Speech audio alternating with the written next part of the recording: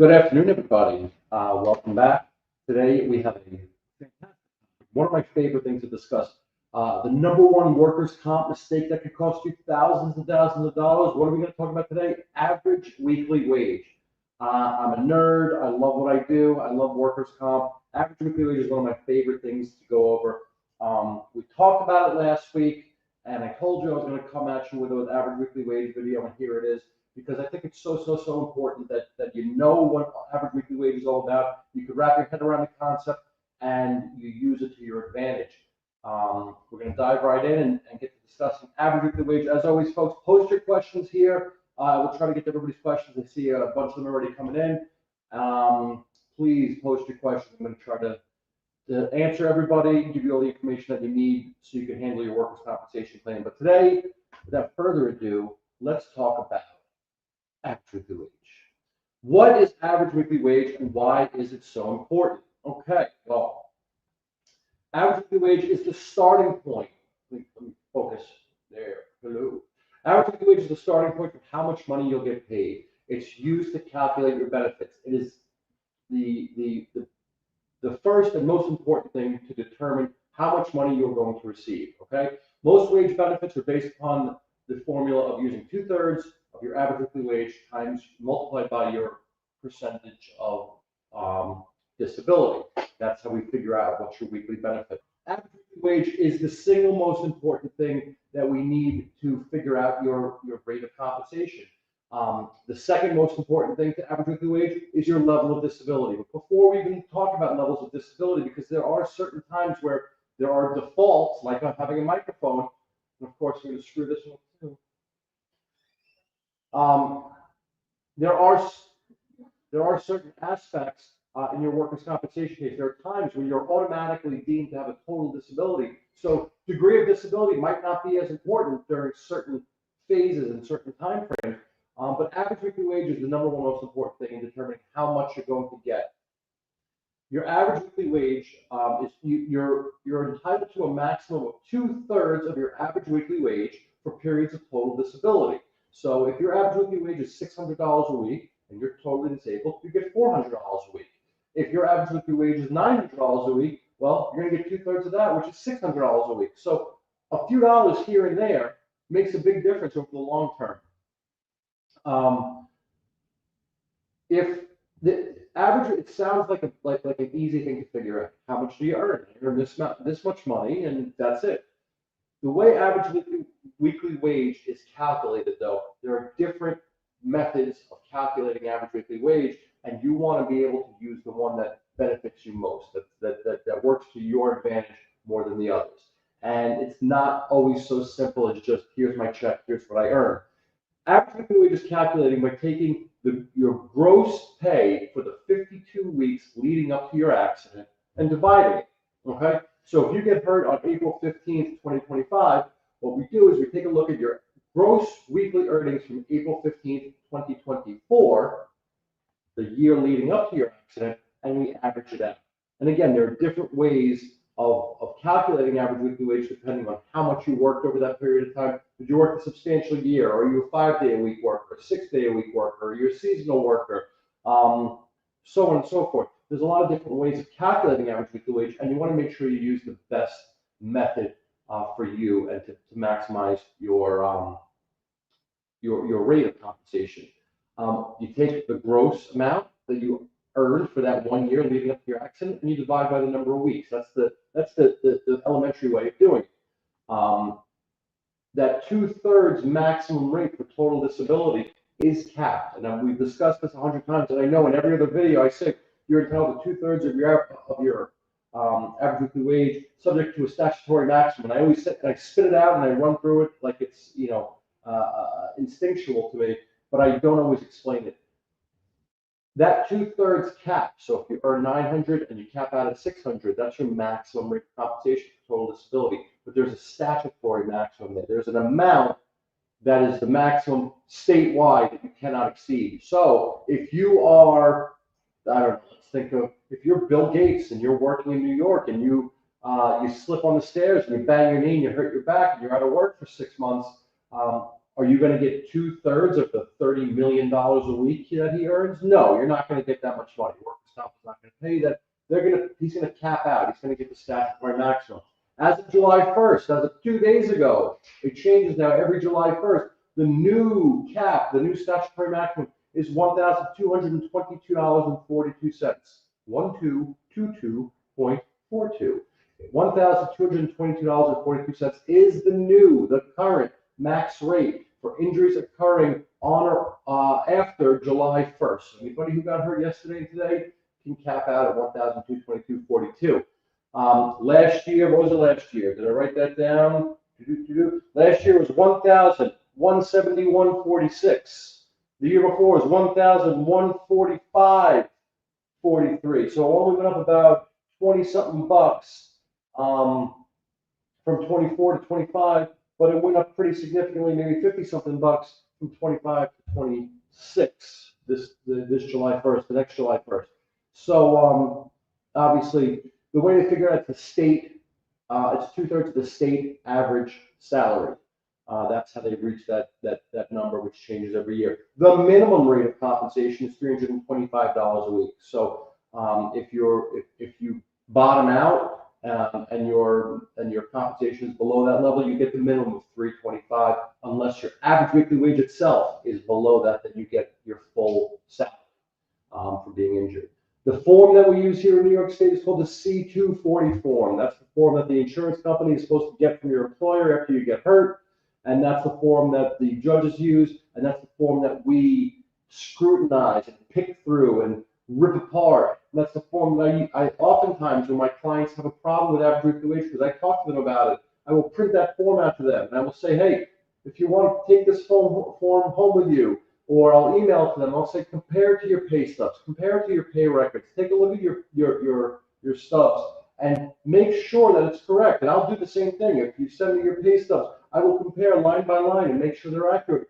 And you'd be surprised how many times I find a problem, and I find something's wrong, and I find that something wasn't recorded properly, and I find ways of getting your average weekly wage boosted up. And if I boost your average weekly wage, your compensation rate goes right along with it. Super, super, super important. And you want to focus on it. Maybe I go a little too far and I focus on it too much, but every time I prep a case for a trial or a hearing, and every time I look over a file for settlement purpose, and every time I look at a file for anything that's going to move any money on your case, I always go back and re-examine the average weekly wage to make sure it's correct. Because if it's not, if you're entitled to 200 weeks of benefits and your average weekly wage is off by $5, or your rate is off by $5 because your average weekly wage was off by $7.50. $7.50. That's $1,000 right there that I just found for you. And that's for a $7.50 minor difference. So when we go in and we examine your average weekly wage, we compare it to your pay stubs, and we do the math and we figure out exactly what we can maximize your average weekly wage at, it brings you more benefits. It's super, super, super important. I can't stress it enough. Be communicative with your attorney about this. Make sure they know what you're earning. Make sure they have the proof of what you earn so that they can compare it to what the insurance company provides, because they might be wrong. And for some weird reason out there in the ether, because of the powers that be, oftentimes when insurance companies are wrong, they're not wrong in a way that gets you more money. They're always wrong in a way that gets you less. It's really weird how that always happens. They never make the error to benefit you. The same way when you go to a store, the same way that any problem on earth right now always hurts the consumer, always hurts you, and it always benefits somebody else. And I can go on and on and on. It drives me crazy.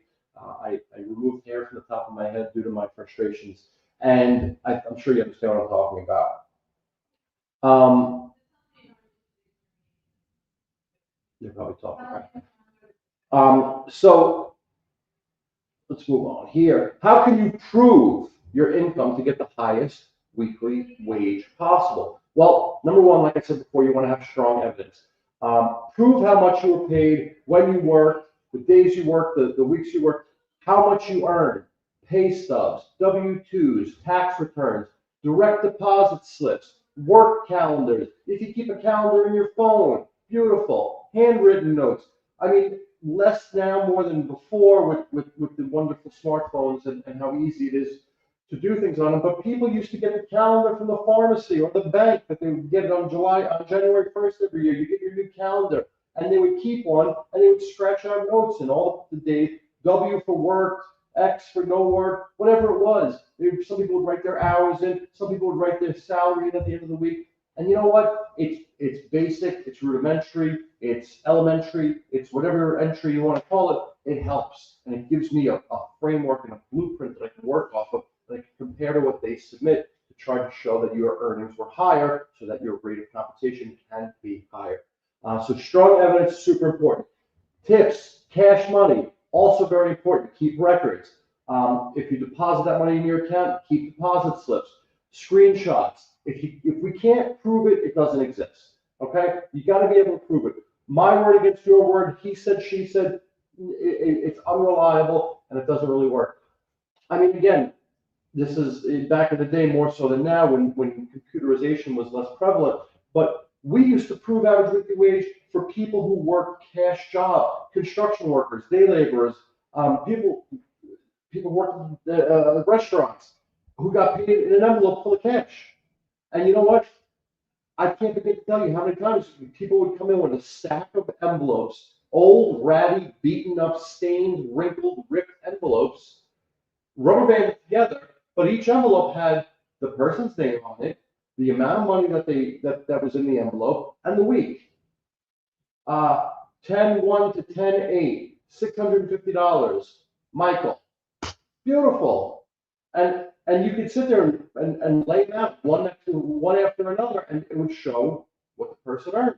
And if God forbid that employer, that insurance company submitted a C-240 form that we just discussed, which is the form you're supposed to submit with your earnings, and it was inaccurate, well, Judge, where did this come from? Yeah, you could argue that it has no name and no employer's name on it. Yes, but at least it's evidence, and it's something that we could use to push you and push your case forward, and at least, even if we can't get you the full amount that you're claiming, hey, if we can argue to bring it up and get you some more money. So evidence helps. Cash, tips, things like that. Keep track of it.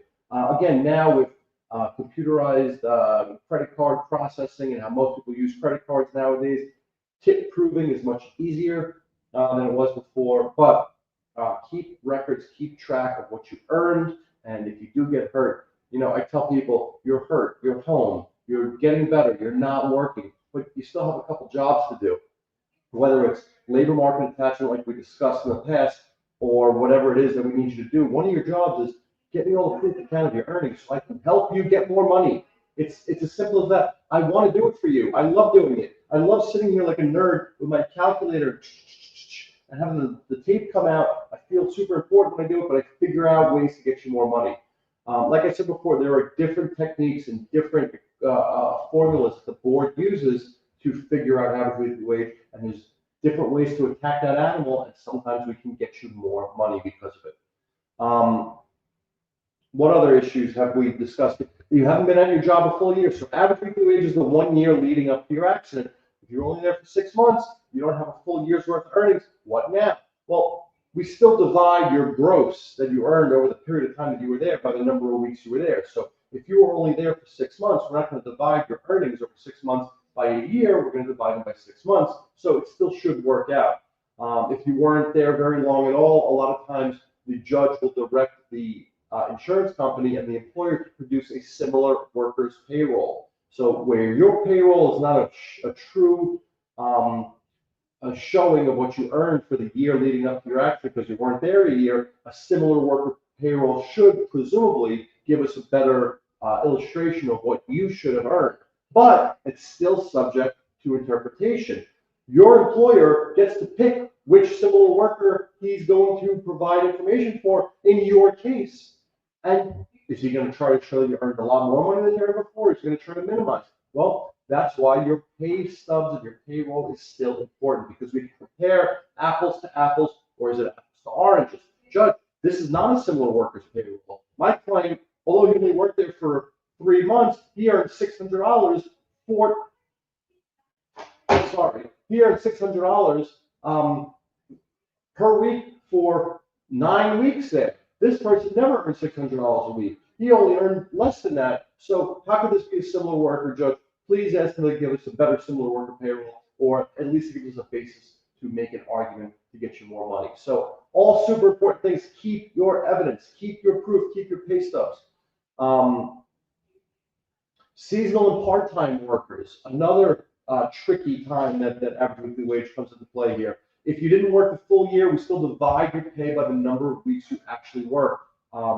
Seasonal, part-time, it does reduce things a great deal because you didn't work the full year. So even though you work the Christmas season, or you work landscaping and you only do the summer gardening season, you don't do the winter tree removal and snow removal, and you earned $1,000 a week over the summer. Well, when you spread that out over a year's time, it does come down to much less money. But we do what we can to maximize your dollar value, which is why it's so important to have a lawyer who understands the system.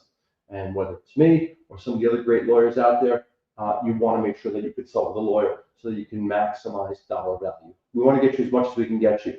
What other things can you do to improve your income to get you a higher average weekly wage, to get you more workers' compensation benefits? And this is another huge one that we've discussed in the past: concurrent employment, your second job, your third job. And it's not always as simple as I'm a cop by day and a bartender by night. It's not always simple. It's not always that second side gig, side hustle, extra job, because there's a lot of different facets to it. You look at people, we see this a lot with home health aides, and people who work in that type of industry, where they might work for agency A Monday morning, agency B Tuesday afternoon, agency C all day Wednesday, agency D Thursday mornings, agency F, F, G, H, and I on Friday. So they work for 8 different agencies, running around caring for different patients, doing different things. And when it comes down to having an accident while working one of those jobs, well, your average weekly wage shouldn't just be limited to what you earn for that one job. We try to look at the big picture here. So if you got hurt working one job for one agency, but you really work for 9 different agencies, I want to see your payroll information for all those jobs.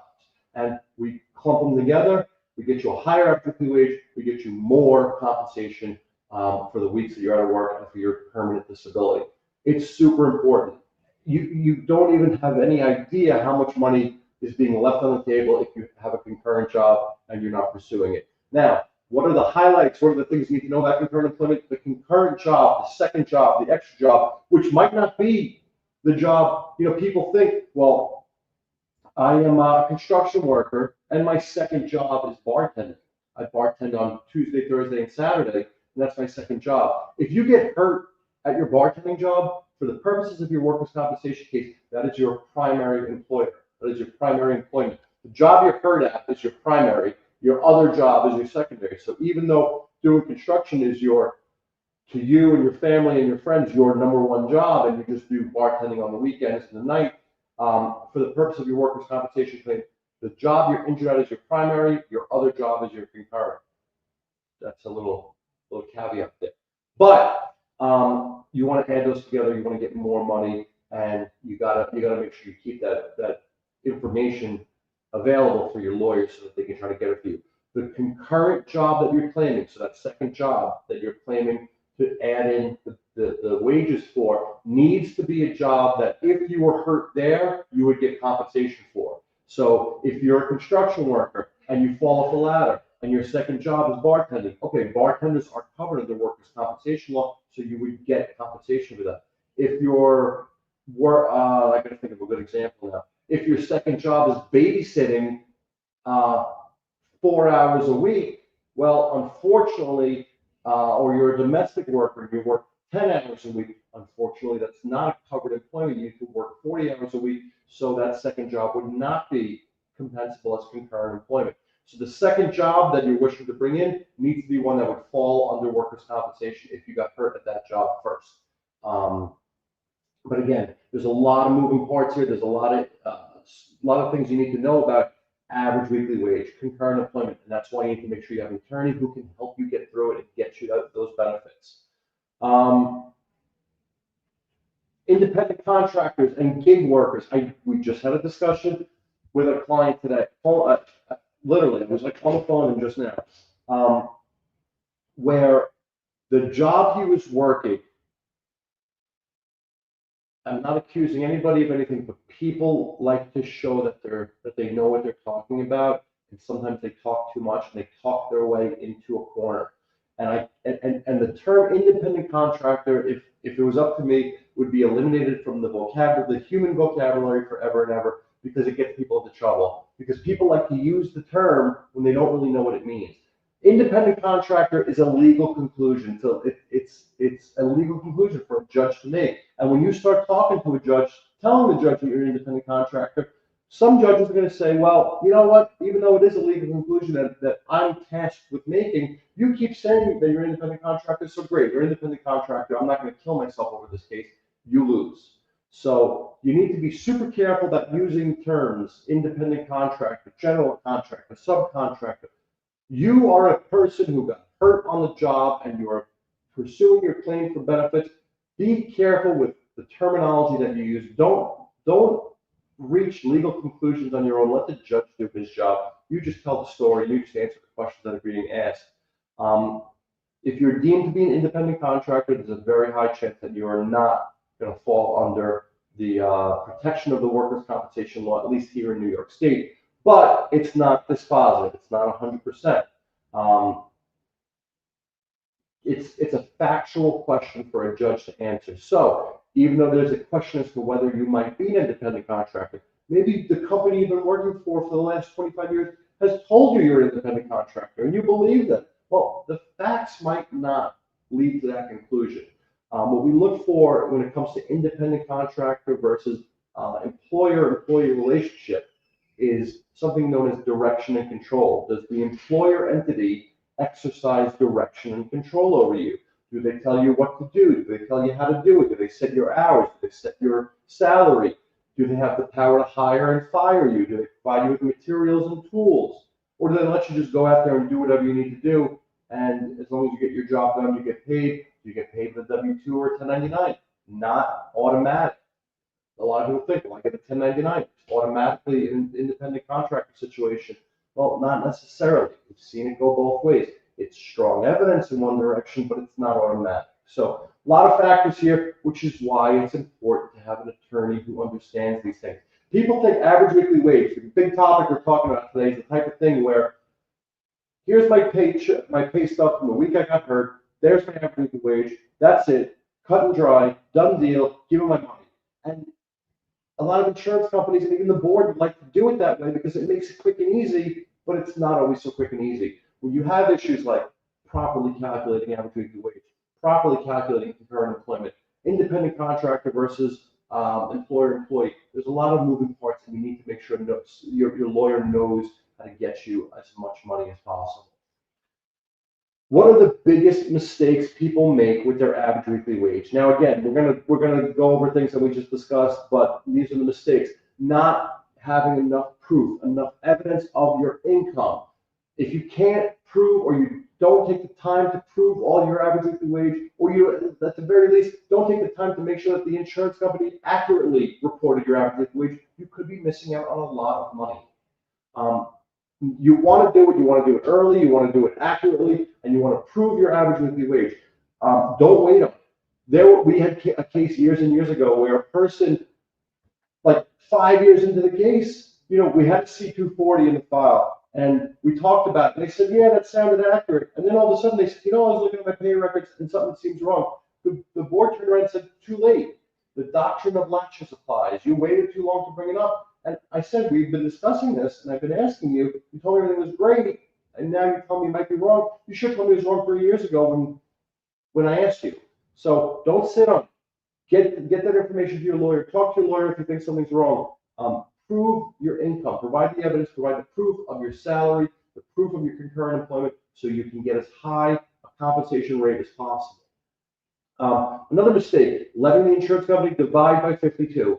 If they see that you earned $52,000 in the 1 year leading up to your accident, they're going to say, well, there's 52 weeks in a year, divide by $52,000, you earned $1,000 a week. Well, what about the vacations you took? What about the week that you were out sick? What about the week that you had COVID? What about Well, that all factors in. You know, if you took 2 weeks vacation and 2 weeks of sick, gonna do some math here.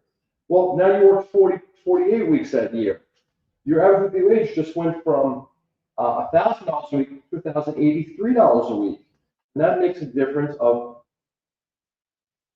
oops, hold on a second.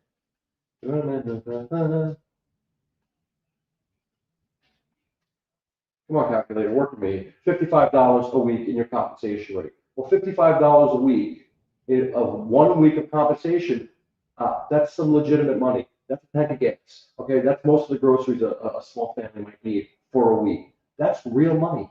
And that's 1 week. And if you stretch that over a full year, well, that's $1,400. Would you like $1,400 more money? Yeah, I would too. And it's over a minor little mistake of forgetting to tell your lawyer that, hey, I took 2 weeks sick and 2 weeks vacation there. Make sure you keep track of what you're doing. Forgetting about your second job, forgetting about the concurrent, or more importantly or more prevalent than forgetting about that second job is people being afraid that getting a second job included is going to hurt them with the second job. It doesn't. It makes no difference. The first, at 99% of the time, I bring up concurrent employment. And I say, do you work a second job? Yeah, I work a second job. What's your second job? I drive I don't know, people driving more, delivery van. Oh, well, how much do you earn at that job?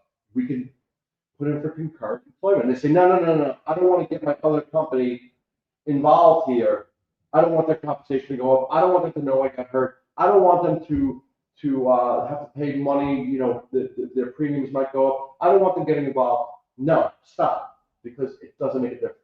Their insurance does not get involved. They don't get involved. The only thing they might have to do is write a letter if you ask them for it. But it doesn't have any negative impact on the concurrent employer and that employment status. It has nothing to do with your second job. The only thing that we want to know about is how much were you earning at that second job, so we can add it into this one, get you a higher compensation rate.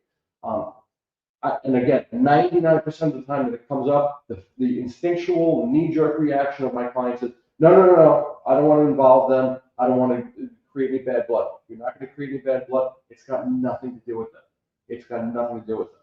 And more often than not, the concurrent employer understands that and gives us what we need when we ask for it, and it's a non-issue. We get you a higher average weekly wage anyway.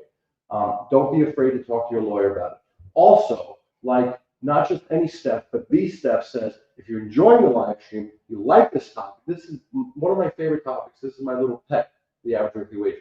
Hit the like button, subscribe, please, and thank you very much. What other mistakes do people make? Assuming the insurance company's number is right. Like I said, the basic data that they put into the form is what it is. It's either right or it's wrong. The way that data is interpreted, there are different ways to interpret the data, or is it data, and get that average weekly wage moving in the direction that you want to move it. And we do it, they do. So, number one, don't assume that their numbers are correct.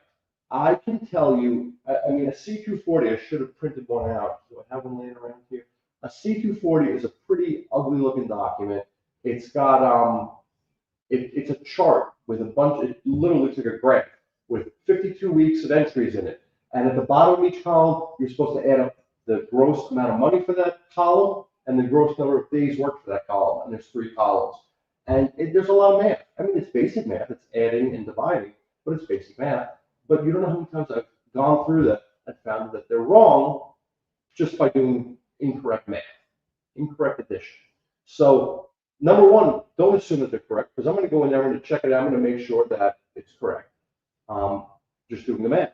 Then from that, the different formulas we can use to figure out average weekly wage can go in 100 different directions. So you don't want to assume that the insurance company is correct. And like I said before, there's something strange. It might have something to do with pixie dust. It could be some sort of goblin out there. But for some reason, when a mistake is made, it's never in your favor. It's just strange that way. If their calculation of average weekly wage is wrong, you're going to challenge it in court. First and foremost, the one thing we do when the court sets average weekly wage, without us being there, we ask that it be done without prejudice. So we can go back and tweak that number if we need to.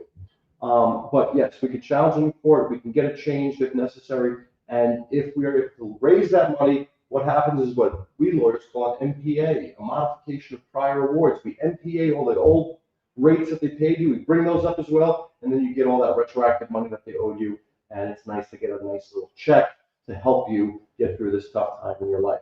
But again, one of the other biggest mistakes, and it's like I just said, you need to jump on this early when your case is in its infancy, the first hearing, the first, or maybe the second hearing. You want to get on this early. You don't want to let it fester.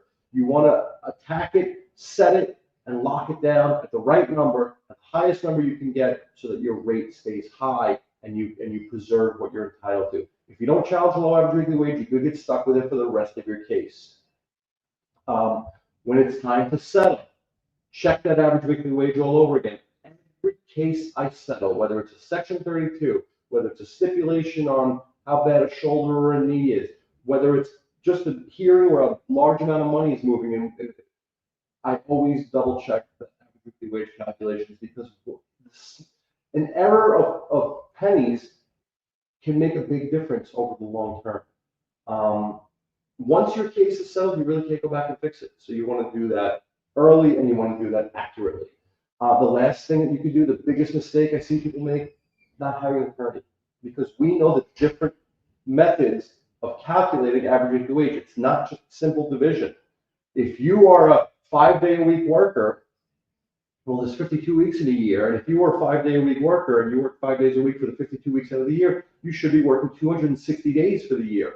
What if you're a 5-day-a-week worker and you only work 242 days for that year because you were sick? Should you take that hit, or should you get the salary of a 5-day-a-week worker who works 5 days a week who didn't get sick?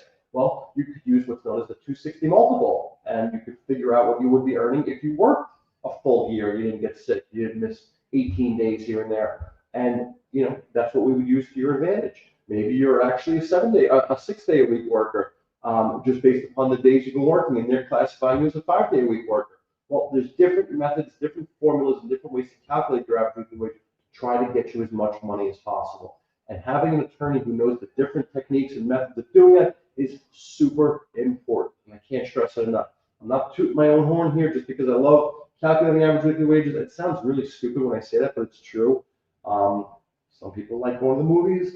I like getting a stack of pay stubs, and what we do is we put them into a Microsoft Excel spreadsheet, and you see the data there, and it's almost like playing with Play-Doh. You can craft it and figure it out in a way that suits you best. So having a lawyer who knows the different methods of calculating average weekly wage and is potentially as much of a loser as I am and likes figuring it out is super important for getting you the maximum rate of compensation. Let's see what you have to say about that, folks. Questions or questions?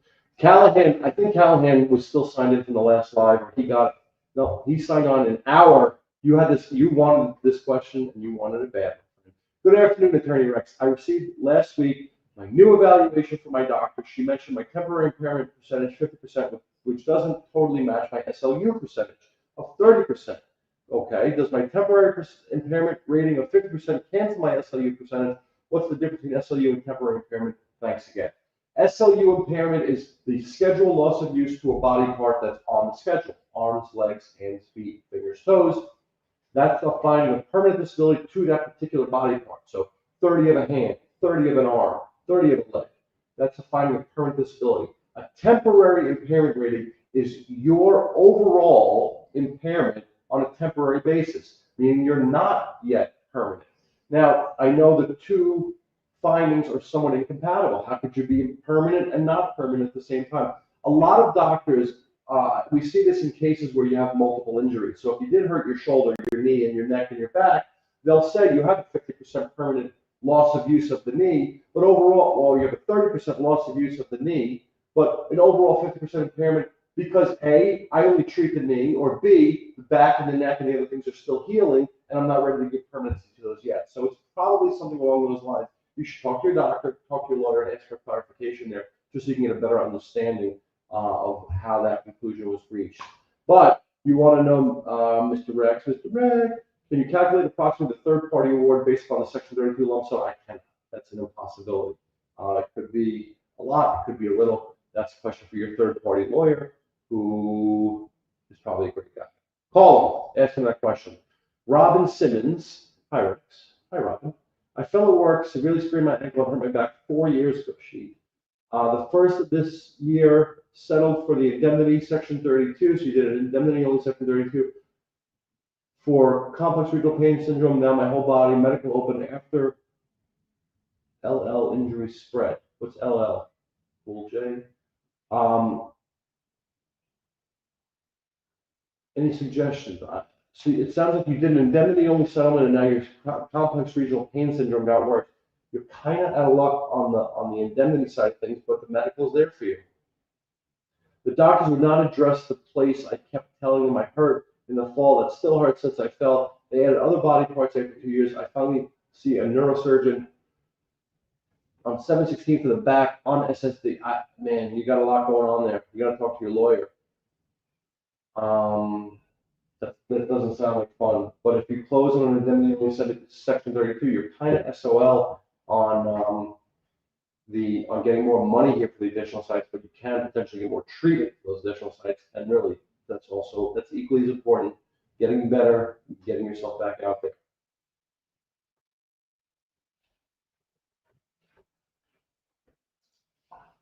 But I hope you feel better. Absolutely hope you feel better. Let's see the next bunch of. Everyone's talking about my microphone. Stupid microphone. All right. Tweet creation. Hi Rex, I'm receiving my weekly benefits. I have asked for an advance, but they asked if I'm willing to settle. I'm trying to add my knee overuse. Attorney hesitant. Ready for TV. Ready for this to be over with. And you're ready for TV. There's nothing wrong with that. So what do I recommend here? Well, if you have, you're talking about a consequential injury. And if you're, I'm just trying to see here, my other knee. So you hurt one knee and now the other knee is bothering you due to overuse. I don't know why the attorney's hesitant. It is what it is. It is what it is, unless there's some other issue that I don't know about. If you feel as though you're having an overuse, repetitive stress, consequential type injury to the other knee, you need to talk to your doctor about that. If he agrees, you need a medical report. You want to try to push that. In advance, sometimes you can get an advance against the schedule. Not always. Not every insurance company is willing to do it. Not every circumstance warrants it. I understand why, obviously, you would want it. Money is needed. But, if they're not going to do it, they're not going to do it. I would consider what's going on with this consequential knee. I think that's an important thing that you don't want to overlook. It's another thing that it's like in current employment. People kind of push it to the side. Oh, I don't want to make it worse than it is. Well, you don't want to make the case more confusing. You don't want to add issues, and you're hoping it's just going to get better. And a lot of times it doesn't, and then you're kind of stuck in the lurch here because now the knee that you hurt in the accident is actually getting better, but now the other one's giving you a problem, and you need surgery there, and who's going to cover it? So don't ignore it. Talk to your doctor, talk to your lawyer, and attack that problem if it is in fact a problem. Good luck to you. Sweet.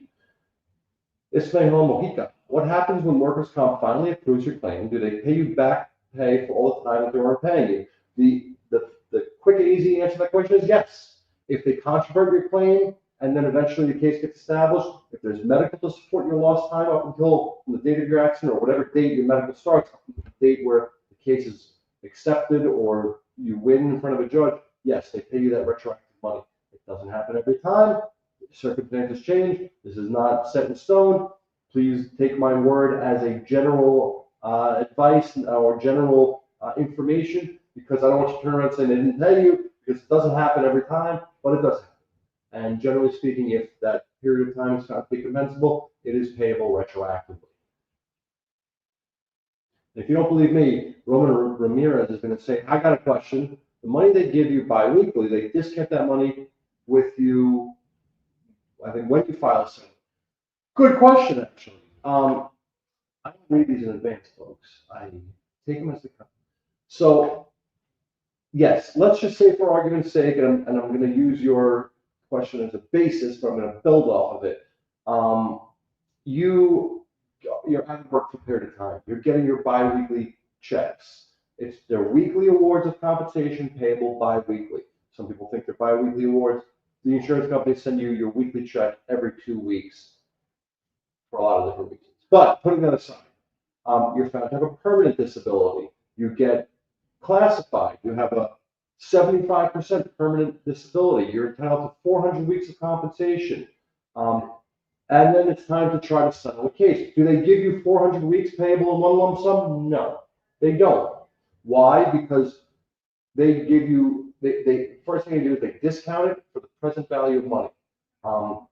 They figure out that you get a portion, you get a percentage of it. Some insurance companies start bidding off at 40% of what the total cap is worth. Some lawyers will ask for 80 or 90% of what the cap is worth. But really, there's a lot of different factors that come into play here. But yes, you don't get all the money up front just because you're entitled to it. If they owe you $1,000 a week in 4 years is worth much less to you and to them than $1,000 a week today. So if they're going to accelerate money and give it to you today, they're certainly going to take a discount there. I know it's frustrating. I know a lot of people get all pissed off and yelling and screaming, but if you sit and think about it, it makes sense. Plus, that money sitting in a bank account somewhere could be making money, and if you have a lump sum of cash that they've given you in a settlement, you could put it in your bank account and let your money make money and benefit you. So that's why, those are just some of the reasons why they do discount that. But, Mr. Ramirez, I don't know, I think I did this just now. Fantastic question. It's a great question.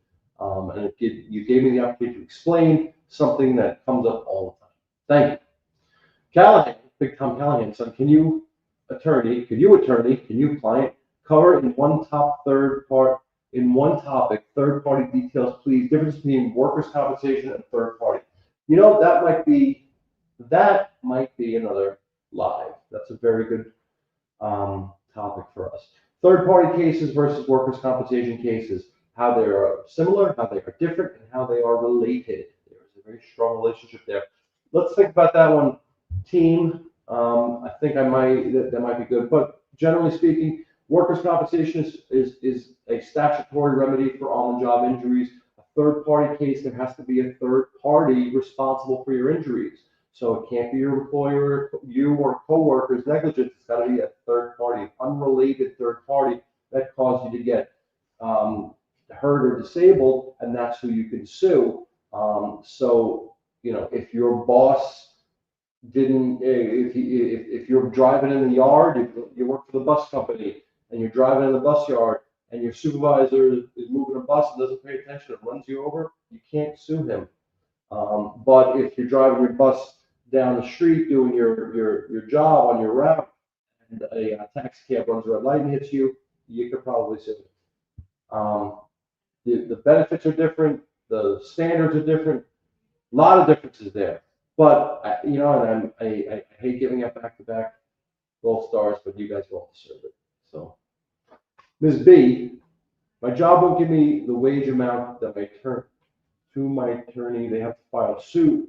It's been 9 months. I always love your advice and information because you're so handsome, Rex, and the information you give us helps us so much. I learn more from you than my attorney, and you need a haircut. I'm going for a haircut later, folks, so stay tuned. But the first thing you said, my job won't even give the wage amount to my attorney. They have to file suit. That doesn't sound like a New York thing. In New York, there's no suits in workers' comp, and that information is supposed to automatically be given. And when they don't, sometimes I say, Judge, it should have been done already. Only penalize them, but the penalty doesn't go to you, so it's not even worth raising. But I digress.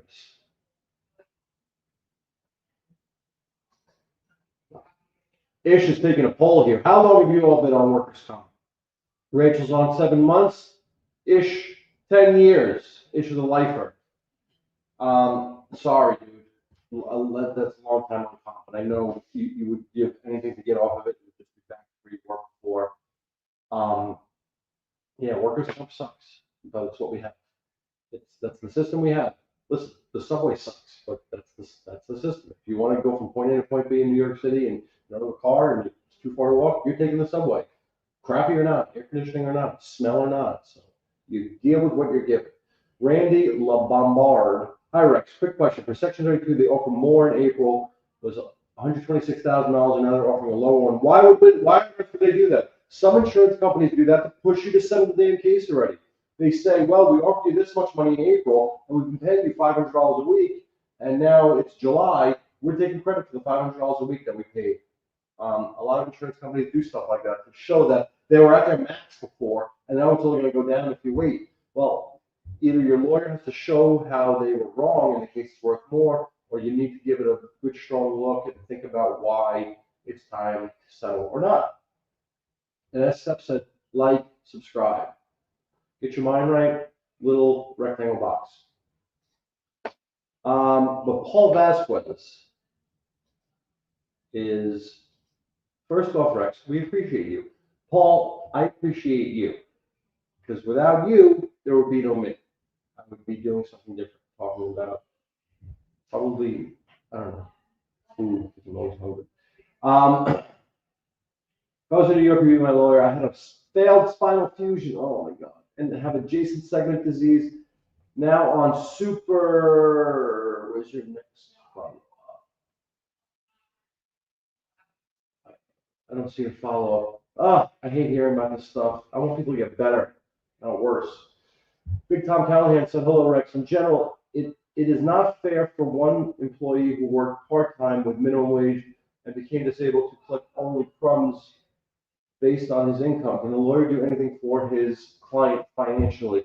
Sometimes there are certain things you can do to try to increase that average weekly wage, which will increase the rate. One thing we didn't talk about earlier, wage expectancy. I know we've talked about this in the past. Wage expectancy. If you are under the age of 25 and you get hurt, we can move to get wage expectancy, which is the estimated amount you would be earning if you continued at that same job with promotions and raises and so on and so forth until you turn 25. And, maybe for somebody who's 24 and a half and they get hurt, it's not that big a deal. But if you're, working your first job and you're an intern or you're an apprentice plumber at 19 years old, well, that's 6 years of how much more you'd be earning over that period of time. That could be real money, which is why having a lawyer who could see the issue on the horizon and wrap his hands around it and try to get that for you is so important. So things like wage expectancy could be used by the lawyer to get more money. To answer your question, Callahan, great question. Callahan's on it today. It's been on since 2, and I don't see him going anywhere. He's in this for the long haul. Josh Buckland, I have a 50% WPI, and I'm waiting to see my neurologist. Does that add to my WPI? That's a non-schedule. I need an explanation of what a WPI is, Josh Buckland. I'm sorry. It doesn't sound like, we don't use that. That's not a New York acronym. So I need a little help there. But the Obsidian Exchange is, what about a police officer that was hurt on the job? Is there any difference for first responders in the process?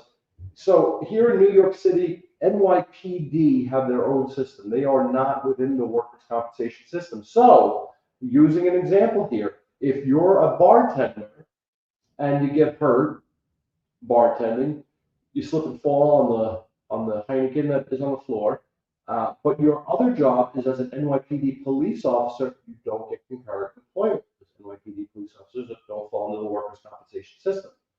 Other police officers around the state do get workers' compensation. Not all of them. That some of them are within their own system, some of them are not. But is there anything extra for first responders?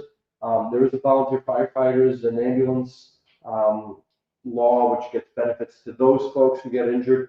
I don't know of any specific extra benefit for first responders. I don't think so, to be honest.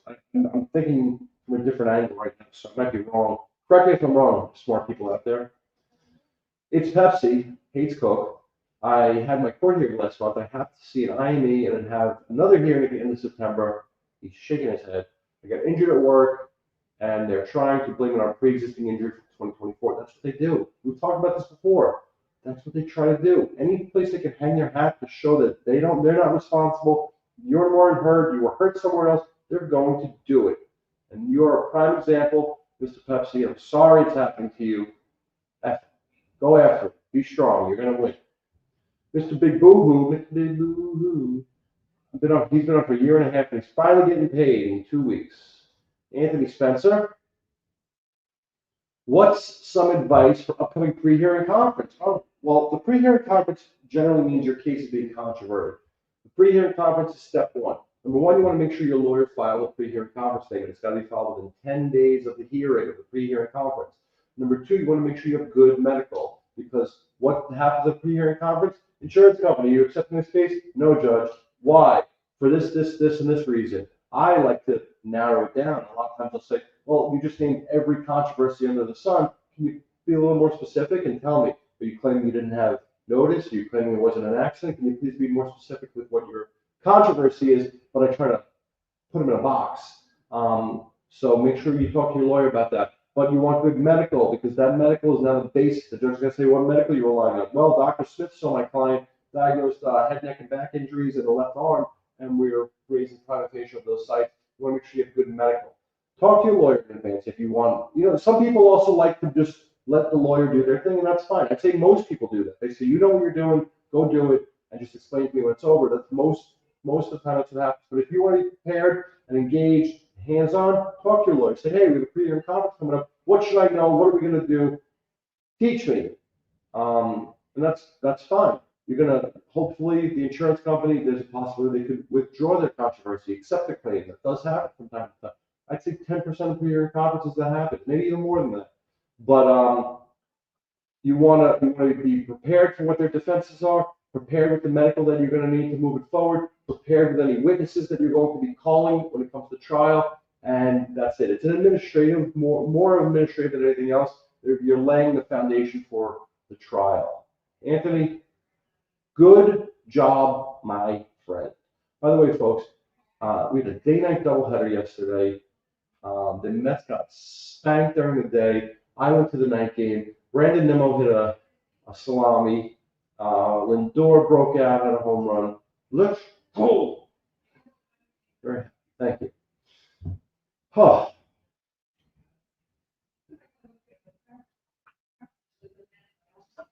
Augustin, I'm a skilled laborer. I broke my humerus. Oh, not very funny. My doctor says it's pretty high because of my elbow and shoulder impediment. How many weeks do you think I qualify for benefits? Impossible to say. You're out of work listen, some people bounce right back. Some people are out of work for a long, long time. Schedule losses change. It's really tough to say. Just make sure you keep in contact with your doctor and your lawyer, and you try to get back as soon as you can. Horrible injury. If you have any, I hope you have a lawyer. If you don't, call me and I'll find you somebody if I can't do it myself. Augustin. The attorney, Ms. Beesback, the attorney requested the wage info, but the job never released it according to the attorney. Again, I don't know what state you're in. Here in New York, it's supposed to be pretty much automatic. Randy, what? Catherine is saying something. I can't hear you. Time. Yes, Catherine is telling me that I'm running short on time. Do we have somebody outside? She can't hear me. Is there somebody outside? Yeah, we have. So a couple clients were late for their earlier afternoon appointments, and here they are. So I'm going to be seeing them shortly. But let's say we got a couple more to go here. Asia. My doctor recommended surgery. Cord is annoying. My doctor recommended surgery for my left knee MUA. Manipulation under anesthesia. It sounds as bad as it is. It's not that bad. With possible arthroscopy and PLM. I don't know what PLM is. My lawyer told me to settle for a low offer and then use my Medicaid to cover the surgery. Isn't that a red flag? I don't like doing that. I don't know the facts of your case, and maybe those injuries have been disallowed for all I know, and maybe there's something more to it, but potentially. Going back to MUA, however, a lot of times they say that you have scar tissue in the joints that builds up from an injury, and they knock you out, and they flex that knee to the extremes, and they break up that scar tissue. And I've heard some good things about MUA, so that's a positive. yeah, I rather than say anything bad, I say nothing. A couple more here. Dwayne Ortega. I understand ASD is soon to happen to all fusion patients. Can one, yeah, I'm confused. ASD, give me more. Here's a on-point question. The lawyer calculated wages with your W-2 form and your last two pay stub. Listen, the W-2 form shows the picture for the whole year, so it's hard to break it down. When it's all we got, it's all we got. How many, hey, your payroll shows you earned $55,000 last year. Hopefully your injury happened towards the end of the year, so that is a better picture of what you earned for that 52 weeks. If it's a June injury or a May or a July injury, that W-2 is going to be skewed. We might need two W-2s, and we have to appropriate figure out. But we would need to know how many weeks you worked for that year, so we can at least break it down to a weekly rate. Great question. On point question. Good job.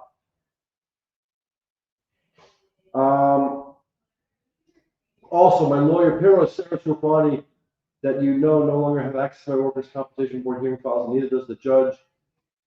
Shaking my head. You know what, my friend? Piero Sarah and Trufani, great guys, great firm. There was a problem with E-Case the other day. You might have been on the phone with them during that E-Case issue. Was it? Kat, when did E-Case go down? Was that yesterday?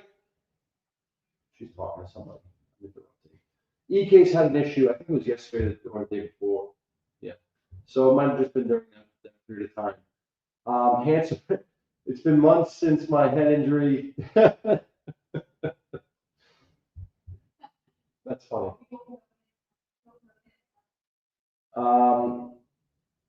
The company's trying to deny I was injured on the job. They also terminated my employment based on my doctor saying I'm able to return to work.